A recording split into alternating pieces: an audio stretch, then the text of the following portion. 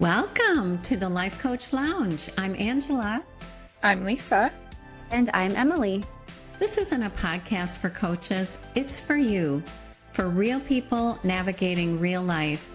It's lighthearted, it's deep, and it's grounded in faith, friendship, and purpose. And once a month, you can join us in our virtual Life Coach Lounge on Zoom. So pull up a seat. The Life Coach Lounge is open. Hello, friends. Today we are sharing some secrets. But before we do, could we ask a favor of you to help push this podcast forward in the algorithm? Would you mind hitting the follow button on whatever platform you're listening to or watching on to help us along? And if you enjoy this juicy episode, share it with your bestie. Okay, so you all know that the three of us chat almost daily on the Marco Polo app. And there's not a lot we don't share. We laugh, we cry, and sometimes we even vent. So even though the name of our group is BFFs in the wild, there are possibly some things the BFFs still don't know about each other. So today is the day we spill the tea and enter the wild world of the unknown. Oh, and this episode is completely unscripted. And there might be props. So watch this one on video. Okay, here we go. Who wants to get us started? Tell me something I don't know about you. Emily, you want to start? I was hoping you would start, Angela. I thought this was your idea and you're the storyteller. I'll start. Okay, Agreed. You go first. Angela starts. I can start. Okay. I'm trying to think what year this was. I need to know where the vibe is going here. Yes. Okay. Set the stage. I'm trying to remember the year. I'm going to say 2017. We have close friends at church, and their kids went to a different private school than our kids went to. And I got a text one day from their daughter. And she said, our school is having an auction. Would you like to buy a raffle ticket? And I said, sure, not a problem. She said, they're $25. I said, not a problem. Yep, put me down for one. And so I just agreed verbally to buy this raffle ticket. So never thought of it again. We weren't going to that auction because our kids didn't go to that school. Never thought of it again.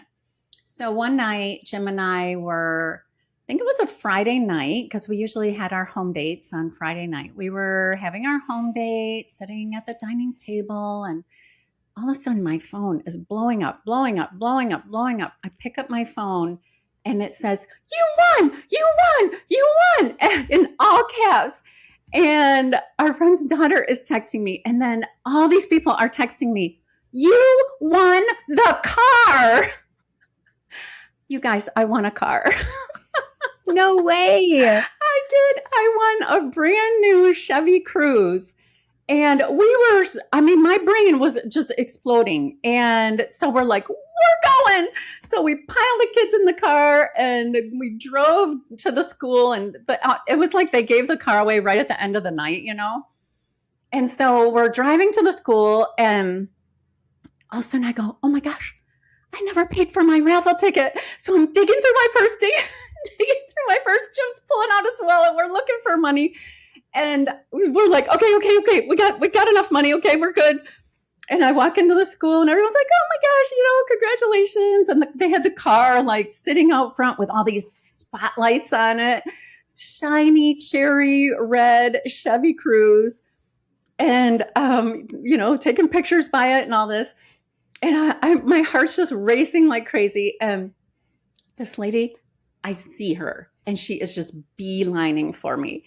And she comes across the entryway of the school and she comes toward me and she goes, I want you to know that was my car.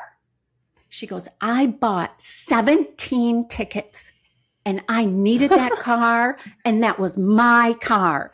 And I looked at her and I go, you bought 17? I only bought one and I haven't even paid for it yet.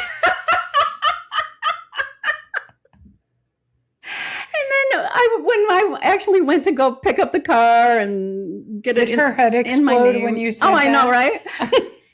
When I went to go pick up the car had been donated by Chris Kaman, and he is a famous basketball player. So I got my picture taken with Chris Kaman, and he's like literally like 7 feet tall. So here I am next to Chris Kaman and in front of the car, and my daughter still drives it. It was really a blessing, actually. When you have twins, it was like she had just turned 16. So we only had to buy one car for one of the twins, and the other one got the other car. So I won a car. That is Did you know fantastic. And how much was the raffle ticket? Did you tell us how much you actually had to pay? $25, and it was a $23,000 or $24,000 car. $25 that apparently she and Jim were scrounging up between the two of them. Yes. To find Now, I will say a little PSA. If you ever win something like that, you do have to pay taxes on Of course. it. So the car costs me more than $25.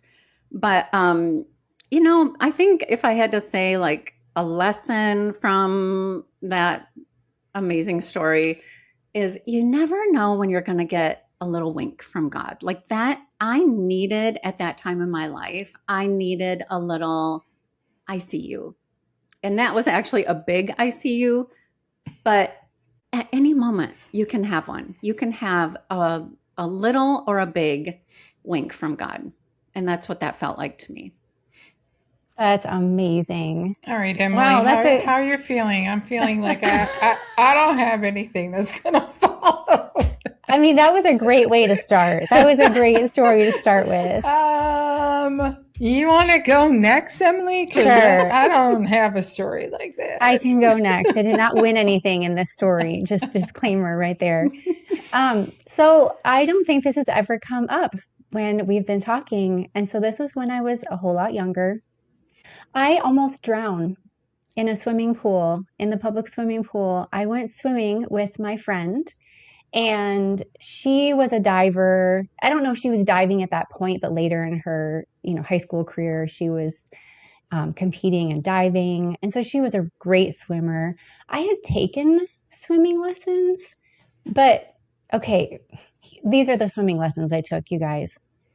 In the small town we lived in, we did not have a chlorinated pool. They have one now, but they didn't when I was growing up. So my first experience with swimming lessons was in the lake, holding on to the dock with all of these teeny tiny little leeches, like on the dock, under the dock, like getting them off of your, like we had to do bobs, like put your head underwater, 10 times to get like on the edge of this dock in this lake. And so needless to say, my first experiences with swimming and swimming lessons were kind of horrific, but I did it because I didn't know any different. Probably barely passed. I don't know how they passed me, but I did pass. So technically, I knew how to swim on paper, right? Because I passed swimming lessons. And I don't remember what the circumstance was. It was a family friend, and we would stay at each other's houses. Our families would get together a lot. And I was with her in the neighboring town that did have the chlorinated pool. And she asked if I wanted to go jump off the diving board with her. I'm like, well, sure. So we got in line. Prior to that, we had only been swimming in the pool where you could touch, right? It wasn't too deep. It wasn't like the deep end. And she's like, let's go jump off the diving board. I'm like, okay, cool. Line up behind everybody else, climb up the stairs, jump off. And I didn't come to the surface. I remember to this day opening my eyes underwater, and I'm seeing this lifeguard swimming towards me with a white nose and everything because he had the sunblock on his nose. And I had been wearing my favorite rolled up bandana in my hair that day. Why was I wearing that swimming? I don't know. But I remember that came off, and I remember he had to go fetch that for me because it fell off. But yeah, he had to save me because I didn't know the difference. Oh, it was elementary. I mean, I was, old enough to go to the pool with my friend, and I don't remember if her mom was there or not. But I didn't put it together that was the deeper end. I just didn't know enough to know that. And apparently I didn't know to come to the surface. So talk about a God wink or an I see you. God's like, yeah, that's not the way she's going out. We're going to save her. I love it. So I love it. Oh my And to this word. day, I still just don't love the water. I'm not afraid of it, but well, first of all, it has to be warm enough. I mean, Lisa talks to us about jumping in her backyard pool when it's like, the temperature of the water is like 73 degrees. I'm like, it has to be like bath water before I'm getting in. So and without my leeches, story just saying. No leeches. No, thank you. No. I'm glad you lived. Oh, me really too. glad. Thanks. Yeah. It's kind of embarrassing, but also like you don't know what you don't know. I had never been to that pool before, and my friend wanted to jump off the diving board. Sure. So I guess if your friend jumps off a cliff, I guess I'm the one that jumps off with her because I didn't know any better. This started young for you, Emily. Oh, my word. All right, Lisa, wow, you're good up. story. Okay. All right. Well, I don't think you two know this about me. When I graduated from college, I graduated with a teaching degree. And I could not, the year I graduated, finding a job in teaching in New York State was not easy. So my options were to move south, where people were hiring teachers more readily, or specialize in something. And so I started doing research on what am I what am I going to specialize in, and how much is this going to cost me, because I'm already carrying, my loan from going to college.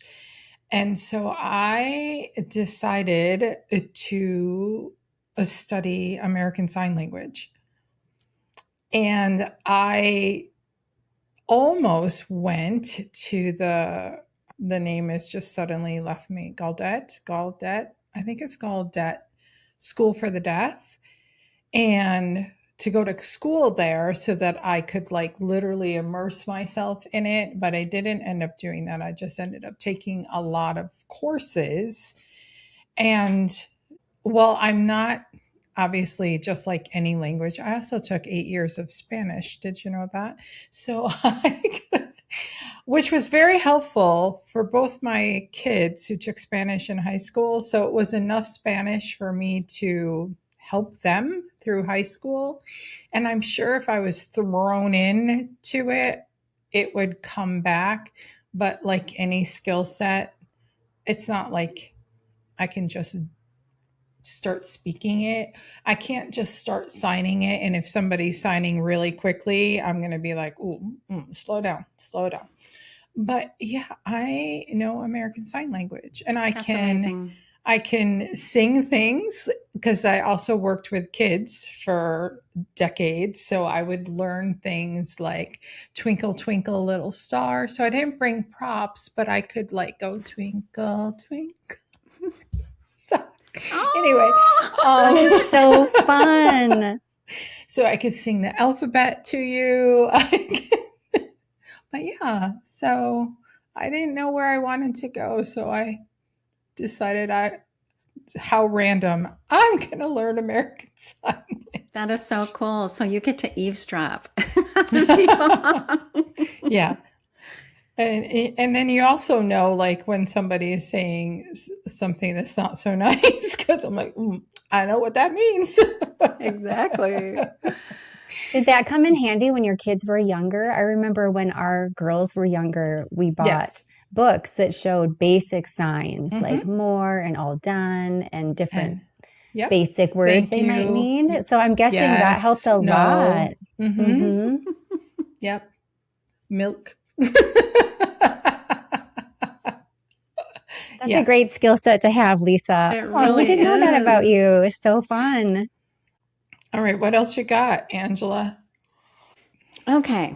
I have so many stories. I can't decide which one to You tell. are the queen of storytelling. We love that about you. Okay, so you might not know this about me. So when Jim and I got married, he had the bachelor pad. And the bachelor pad was a house that his dad owned. His dad owned several rental properties, and Jim and his brother and like 8 other guys lived in this 2-bedroom, 1-bath house. I know. Ooh. It was disgusting on steroids. What did it smell like in Yeah, there? it was- I was Ooh. thinking the Smelled same thing. I'm like, like ooh, a I lot of can this. smell that from here. They needed a It smelled- diffuser or Yeah. 5. Yeah, stale smoke and beer basically is what it smelled like. So when Jim and I got engaged, he gave everybody their exit date because he was taking his new bride home to the bachelor pad. So, anyways, I made it home. I painted, decorated, did all the things. And our neighbors, so around the corner from our house was the government projects. And Jim kind of took these kids that lived in the projects under his wing. Like he would play basketball with them, he would sit in the front yard and chat with them when they walked by. And he gave the kids an incentive that if they brought their report cards over when they got their report cards, that he would pay them $2 for every A and $1 for every B. So it really gave them some encouragement to do well in school. But Jim really wanted to, make a difference in these kids' lives. So after we had lived there probably 3 years or so, Jim was making more money and we started to, have some nicer things in the house. And oh my gosh, we got our very first VCR. We thought we were living the dream. We had a VCR. It was amazing. And it was in the fall of the year. And it was the very first time I had ever started to shop and decorate for Christmas before Thanksgiving. So I was just feeling on top of the world. Like, I had a VCR. I had some Christmas gifts bought. Like, life was great. So that Thanksgiving, we went to Jim's mom and dad's house and we spent the whole day with family. And in my mind, I remember that being a great day. Driving home in the dark, heart full, belly full, just feeling so fulfilled and content. And we got home, and the way our house was built, it was on a hill. So the garage was at street level, and you park in the garage, and then you go out and go up steps to the house is kind of elevated off the street. So we parked the car, we walked up the steps, and I was in front of Jim, and I went to unlock the door, and the door was open about 2 inches. And in my mind, I thought, oh my gosh, Jim forgot to latch the door. And I pushed the door open, and we had been robbed and our entire home had been ransacked. Oh, They no. tipped over the Christmas tree, took all the Christmas presents. They had broken a window at the back of the house, and that's where they came in. And they carried out our TV and everything through the front door. They had gone through our clothes. I mean, I remember like walking in and seeing it and feeling like I had been punched in the gut, like the wind just got sucked out of me. Then I started to get fearful because when the police came and started saying, okay, what's missing? And, you're in this state of shock and you have to like remember what you had left out and what was where and what's missing, and your brains aren't working right. And I started looking around the kitchen, and I opened a drawer in the kitchen, and all my kitchen knives were gone. I had gotten a brand new, very nice set of kitchen knives for my wedding. And it was that feeling where like your blood kind of runs cold. And I remember just thinking, oh my word, what if we had come home and they were still in the house. They might have hurt us. And so I was so grateful that that they were gone when we got home. Well, from that moment on, I was fearful to live there. Jim boarded up the broken window, and we were moved before Christmas. So we only stayed there maybe another week or two while we were looking for a place. But during that week, Jim was he was in college, so he was taking night classes, and he was, first week of December, you're, taking your finals. So he was gone one night, and it was dark out, and I looked out the front window, and there I saw one of those boys that Jim had mentored, and he was walking down the street wearing Jim's coat. That was tough. It's heartbreaking. That's traumatic, girl. You want coaching on that sometime? Maybe, because I still feel the emotion coming up when I share it. Wow. But at the same time, I have to say, so grateful that they weren't there when we came home. And also, it was the catalyst that got us into a better place. And so, very grateful for that, because the next place we moved, we had nothing but great memories there. So, yeah, wow. Even traumatic things can be used for good. So that does tend to happen. Wow. Well, praise the Lord that you both were okay. Did they take your VCR? They took the VCR. Yeah. Jim was so pissed. He went out the next day and bought another one. Oh, man. And was it when like VCRs first came out too? Oh, like it weighed like 300 pounds. Yeah, I was going to say, because those VCRs were not like you just pick it up and take it. Like, well, yeah, and the TV was like the TV was like, yes, that's deep. You can't put it in Jim's jacket that you're now wearing. Like, you gotta like lug it. Yeah, you need like a 2-wheel dolly to get that thing out of the house. Exactly. Yeah. All right. My second thing is it doesn't really actually come with a story. It's just it's kind of like a party trick. I don't have props though. I didn't know it was Bring Props Day. Otherwise I would have been working on it when I'm about to tell you, and you would have been like, oh, okay. I'm sure you'll be asking me though later in the Marcos. You'll be like, yeah, I don't believe you. I need proof. I need evidence. I can't even remember the person's name who challenged me on this, but it was in college. I'm just going to cut right to it. So maraschino cherries, or even regular cherries, the stem of a cherry, I can tie that into a knot with my tongue. Do you have cherries in your refrigerator? Because we can wait if you want to go get one. Bring it! Woo! We got to come up with a saucy name for you. Yeah, I can do that.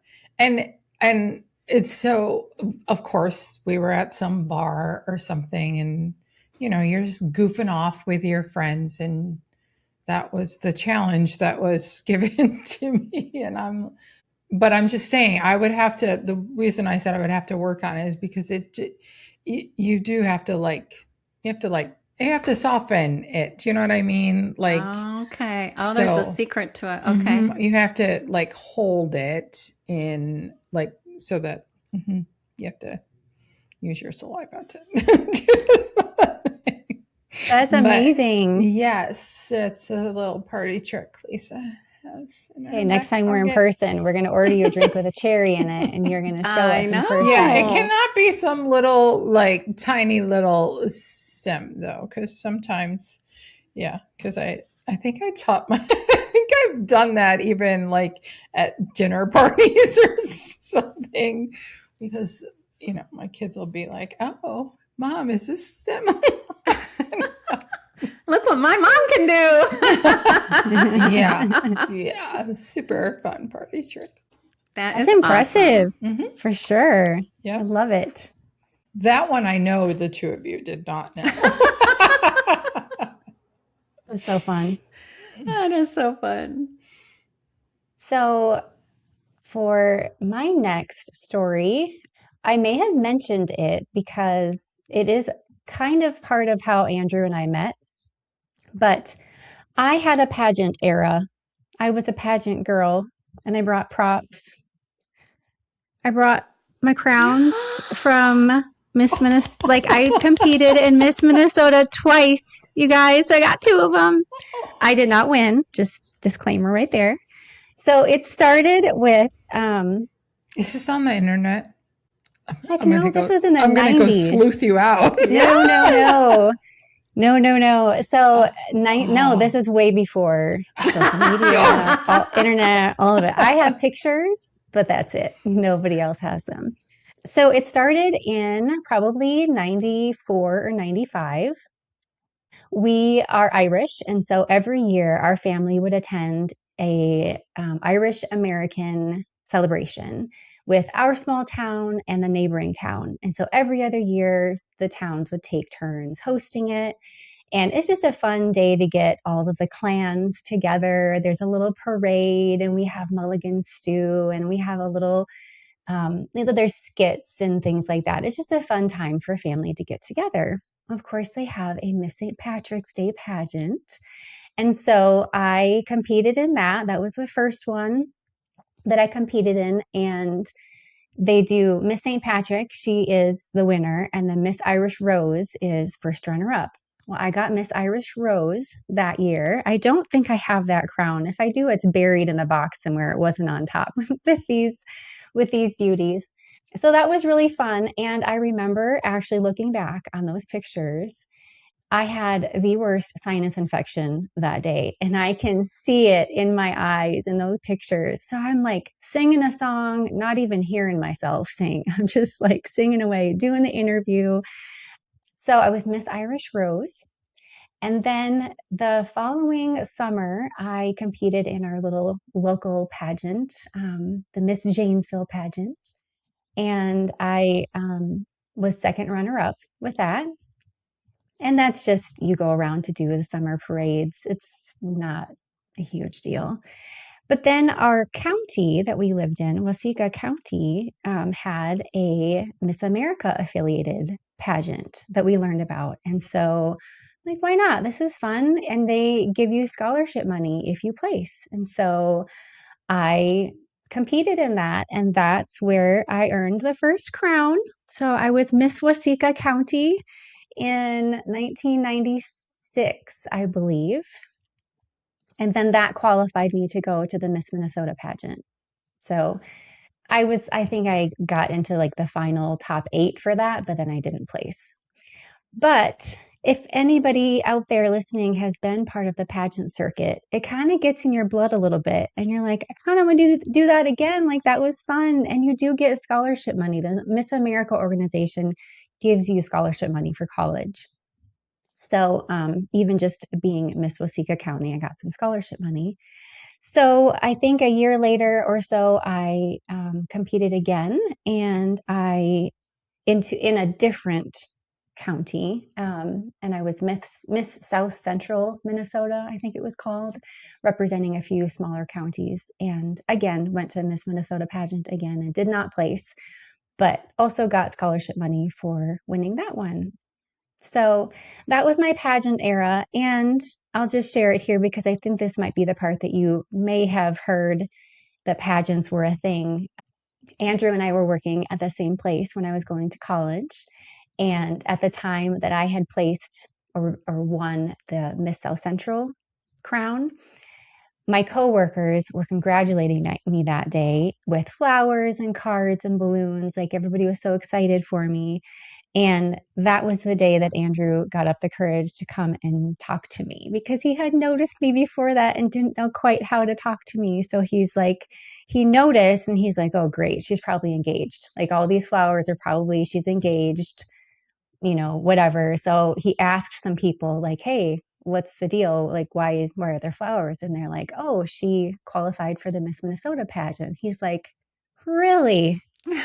So then he came over to talk to me, and that's, kind of how we hit it off and met. And It's not a part of my past that I like to talk about because it feels very self-focused. And I know at the time I was very much liked to be on stage, liked the attention, all of that. And I have definitely pivoted. I'm more of the behind the scenes girl now at this stage of my life, trying to find the balance in that. But I had the props. I had to show my girls. So I need a crown. I always wanted one. Are you kidding me? That is awesome. And you have 2, 3. I know. Share the love. You have to earn them, girl. You got to earn them. Got to get up on that stage in a swimsuit, for crying out loud. So yeah, that's not happening. Oh, I will the magic AI could do to the thumbnail for this episode. I'm just visualizing Emily in her little bathing suit with her crown in her. Wearing a swimsuit on stage when you're 17, 18 is way different than when you're 48 and a mom. Yeah. Yeah. Oh my word. And I can say I need a fun nickname. We have Miss Irish Rose and we have Miss Cherry Bomb. So I need a fun nickname. Oh, I love it. I love it. Oh, too funny. I was thinking Andrew was going to come over and like ask for your autograph or something. You're like, oh, hey.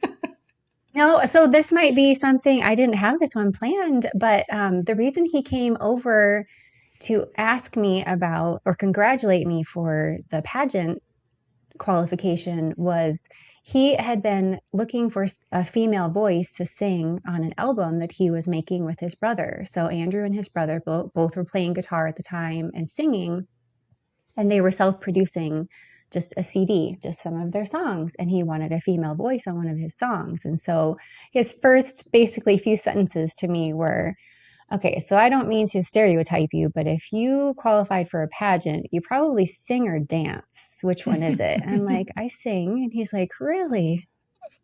I just happen to be looking for a female voice for one of my songs. Yeah, so Andrew and I have, no, we have, that's how our friendship started. We have a song on his album that I sing on. And that was when we were just friends at the time. I know, where is this magical song? I want to hear this song. Yeah, I'll have to send it over to you. It's on a CD. It's not digital. So I will see how that works out. But we can change that. Okay, someone else to a podcast area. I love it. Well, you guys, how fun was that? I mean, that just flew by. I want to keep going. That was so fun.